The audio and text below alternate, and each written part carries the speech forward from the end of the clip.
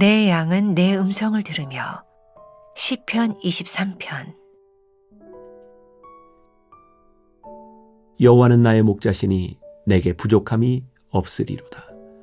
그가 나를 푸른 풀밭에 누이시며 쉴 만한 물가로 인도하시는도다. 내 영혼을 소생시키시고 자기 이름을 위하여 의의 길로 인도하시는도다. 내가 사망의 음침한 골짜기로 다닐지라도 해를 두려워하지 않을 것은 주께서 나와 함께 하심이라. 주의 지팡이와 막대기가 나를 안위하시나이다.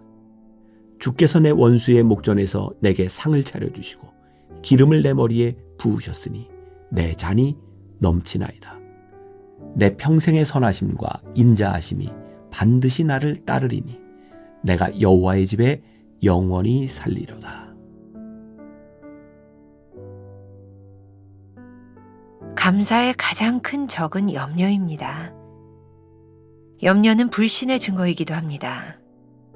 하나님을 믿는다의 반대말은 믿지 않는다가 아니라 염려한다입니다.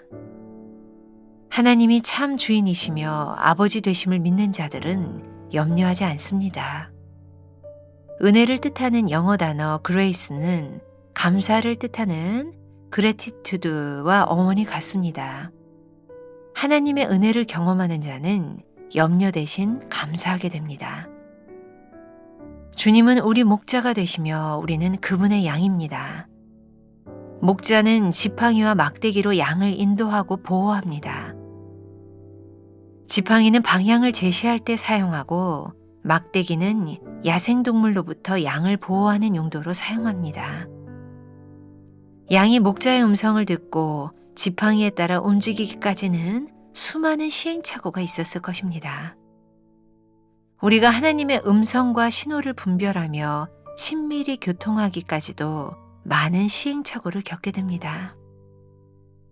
의심하고 염려하며 불신하는 과정들이 있음에도 불구하고 하나님 안에 거할 때 우리는 비로소 하나님의 섭리를 인정하며 순복하게 됩니다. 양은 목자를 신뢰하며 그 음성을 듣습니다. 목자의 음성을 듣고 따라가면 풍성한 물과 풀을 얻고 쉼을 누립니다. 시편 기자는 사망의 음침한 골짜기를 지날지라도 해를 두려워하지 않는다고 했습니다. 마찬가지로 내 삶의 죽음의 그림자, 어둠의 그림자가 드리울 때도 나를 구원하셨던 하나님에 대한 신뢰로 두려워하지 않게 됩니다. 혹 실족하고 넘어질지라도 하나님은 결코 나를 버리지 않으시고 찾아와 일으키시고 인도하실 것입니다.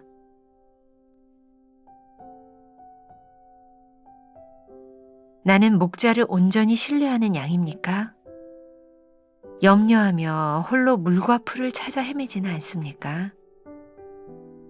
목자의 음성과 신호를 분별하는 데에 숙련되어 있었습니까? 오늘은 6월 29일입니다. 내 양은 내 음성을 들으며, 이런 제목으로 말씀을 나누겠습니다. 자, 6월이 거의 이제 막바지에 이르고 있죠. 6월 한 달 전체는 우리들이 변화에 대한 주제를 가지고 말씀을 나누고 있습니다.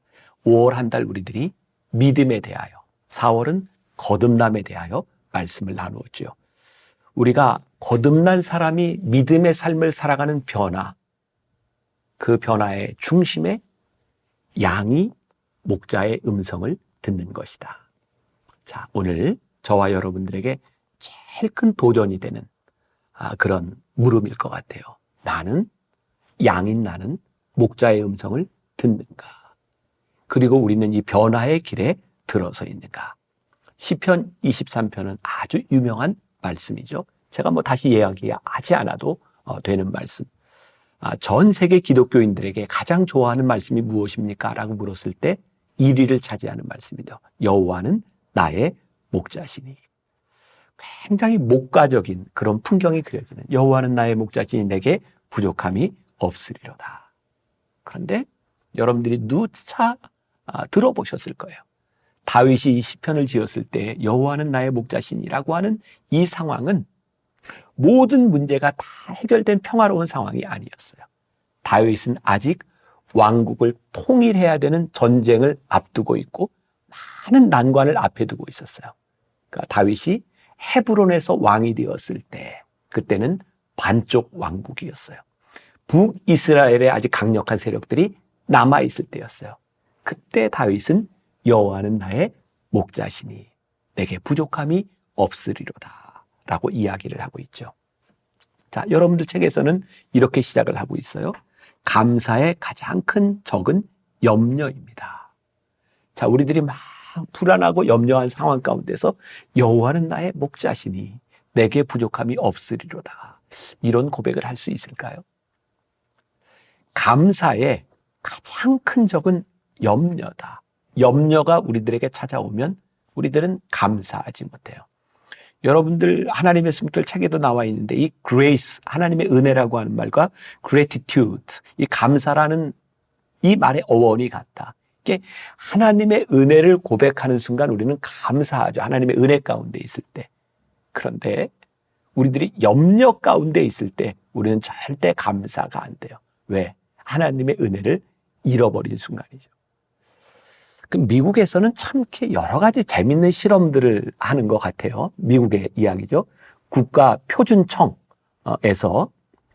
7개 블럭, 미국식으로 이야기하면 건물들이 있는 도로가 있는 7개 블럭에 약 100피트에 짙게 깔려 있는 안개를 다 모아서 축소하는 그런 실험을 해보았대요. 근데 안개를 다 모아보니까 물 한 잔밖에는 되지 않더라는 거예요. 안개가 끼면 아무것도 보이지 않는데 그 짙은 안개가 결국은 물 한 컵밖에는 되지 않는다는 얘기죠. 그래서 그런 이야기를 해요. 염려라고 하는 것은 마치 안개와 같아서 정말 아무것도 아닌 것인데 그 염려가 우리를 쫙 가리면 아무것도 보이지 않는 염려 가운데 우리들이 빠질 수밖에 없다는 거죠. 근데 놀랍죠. 안개가 걷히는 순간 모든 것이 다 드러나요. 또 안개가 걷히는 것도 중요하지만 우리들이 저 높이 올라가면 그 안개 위에 비치는 태양을 우리들이 봐요. 내 양은 내 음성을 들으며 여호와는 나의 목자시니라고 하는 이 고백은 우리들의 염려를 넘어서는 고백이에요. 우리 신앙인의 가장 큰 변화는 무엇일까? 양은 목자의 음성을 듣는 거예요. 그래서 오늘 저와 여러분들에게 도전이 되는 거죠.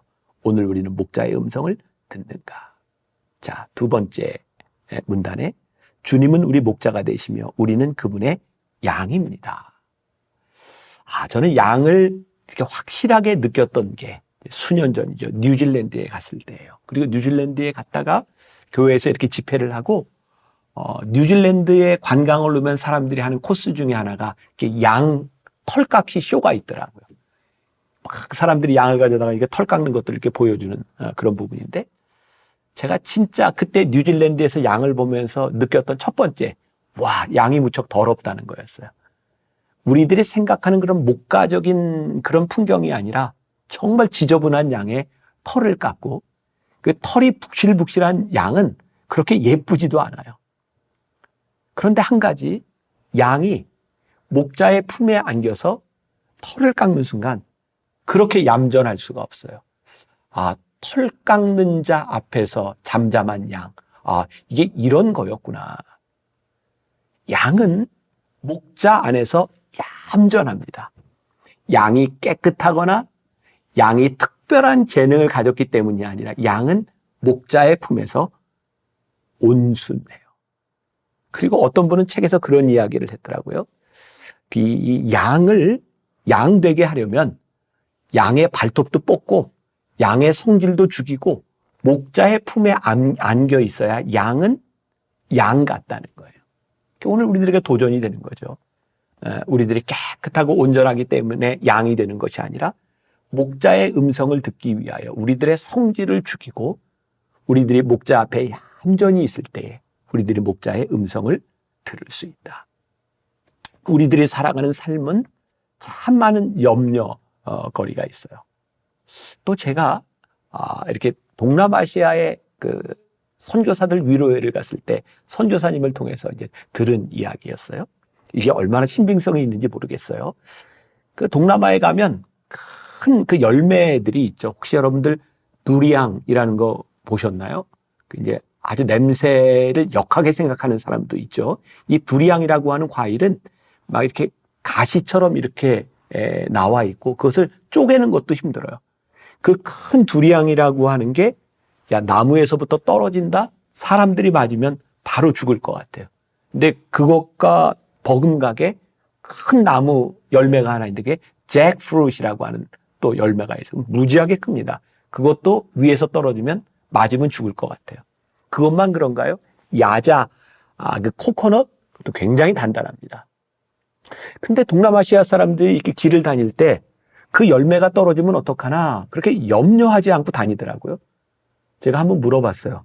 아니 어떻게 저렇게 겁 없이 저런 큰 나무 열매 떨어지면 맞아 죽을 수도 있는 데를 저렇게 걸어 다닙니까?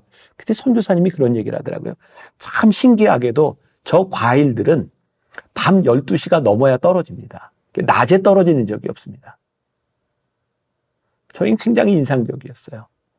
야, 하나님께서 참 이 세상을 기가 막히게 만들어 놓으셨는데 우리들이 참 염려할 때가 많구나. 우리가 하나님을 선한 하나님으로 믿을 때 그 선한 하나님은 우리를 푸른 초장으로 인도하여 주시는데 우리들이 그것을 신뢰하지 못하면서 불안, 염려 가운데 살 때가 참 많구나. 내 양은 내 음성을 들으며 우리가 양된 우리가 목자의 음성을 들을 때에 우리들이 푸른 초장으로 인도함을 받을 수 있는 것은 지금 우리들의 삶의 모든 문제가 해결됐기 때문이 아니라 이 험한 세상 한가운데서 목자가 우리를 인도하여 주시리라는 확신이 우리들 가운데 있기 때문이에요. 우리의 삶을 불안하게 하는 것, 그 일 한가운데서 목자는 지팡이와 막대기를 가지고 양을 인도해요. 들어보셨죠? 지팡이와 막대기. 지팡이는 위에가 이렇게 구부러져 있어요. 막대기는 일자로 되어 있어요. 목자는 막대기를 들고 방향을 지시할 뿐만 아니라 맹수들로부터 싸움을 내서 양을 보호해줘요. 지팡이는 저기 곁길로 가는 양의 다리를 걸어 넘어뜨려서 곁길로 가지 못하도록 해요. 이런 상상을 해보세요. 여호와는 나의 목자가 되시니 그분이 한 손에 막대기를 들고 그분이 한 손에 지팡이를 들고 우리를 지키신다. 때로 우리들이 곁길로 갈 때 우리의 발을 걸어 넘어뜨리시기도 하지만 맹수들의 공격에서 막대기를 들고 우리를 보호하시는 그런 분이시다. 우리들이 그분의 음성을 들으며 살아간다고 하는 것, 이게 신앙생활. 양은 목자를 신뢰하고 그 음성을 듣습니다. 제가 성지순례 가서 또 들은 이야기예요. 참 양이 태어나서부터 목자의 음성을 알아듣지 못한대요. 근데 목자가 양을 치면서 계속해서 이야기를 하고 목자를 따라가다 보면 양이 목자의 음성을 구별하게 된대요. 양이 목자의 음성을 듣는 것에는 이 과정이 필요한 일이구나. 그리고 훈련이 필요한 일이구나. 때때로 우리들이 목자의 음성을 잘 알아들을 수 없을 때도 있는데 그 목자의 음성을 들으려고 하는 훈련이 될 때 우리들의 삶이 염려가 아닌 인도하심 가운데 우리들이 살아갈 수 있겠구나. 오늘 이 말씀을 함께 나누는 여러분들의 삶에 찾아오는 불안과 염려가 있을 것 같아요. 왜? 우리는 그렇게 온전한 사람들이 아니니까. 그런데 이 염려 한가운데서 우리들이 목자의 음성을 들어야 할 때 목자가 우리를 인도하여 주신다. 여호와는 나의 목자시니 내게 부족함이 없으리로다. 여러분들 어떤 신문을 통해서 보셨을 것 같아요. 미국은 참 여러 가지 실험들을 그렇게 잘 하는 것 같아요. 뉴욕에서 있었던 일이라고 하죠. 아이들이 태어났는데 태어나면 울지 않아요. 그 우는 이유 가운데 하나는 엄마의 뱃속의 온도와 이 밖의 온도가 다르기 때문에도 울 수 있고 뭐 여러 가지 이야기들을 하죠. 그래서 어떻게 저 아이의 울음을 멈출 수 있을까? 이 신생아실에서 아이들을 돌보는 데 있어서 음악을 틀어줘 보기도 하고 여러 가지를 하기도 하는데 아이의 울음을 멈추는 제일 좋은 방법 가운데 하나가 아이에게 엄마의 심장 박동 소리를 들려주는 것이래요. 규칙적으로 그 아이에게 들려지는 엄마의 심장 박동 소리를 듣게 했을 때 울던 아이가 편안히 잠을 자게 된다는 거예요. 저에게는 내 양은 내 음성을 들으며 라고 하는 것이 마치 우리의 인생 가운데 들려지는 하나님의 심장 박동 소리 같은 염려 한가운데서 우리들에게 울려지는 하나님의 심장 박동 소리. 우리가 그것을 들을 수 있다면 이 세상 한가운데서 염려가 아닌 감사와 또 기쁨으로 우리들이 살아갈 수 있지 않을까요? 오늘 여러분들의 삶의 한가운데서 목자의 음성을 듣는 하루가 될 수 있기를 간절히 소원합니다. 기도하겠습니다. 양은 목자의 음성을 듣습니다. 우리도 목자의 음성을 듣기를 원합니다. 때때로 이 세상 한가운데서 우리를 헤집어 놓는 염려와 불안한 가운데서 목자의 음성을 듣기를 원합니다. 들려주옵소서. 하나님 아버지의 심장 박동 소리를 듣기를 원합니다. 우리 가운데 들려주옵소서. 오늘 하루 평안한 하루, 승리하는 하루가 되게 하여 주옵소서. 예수님의 이름으로 기도했습니다. 아멘.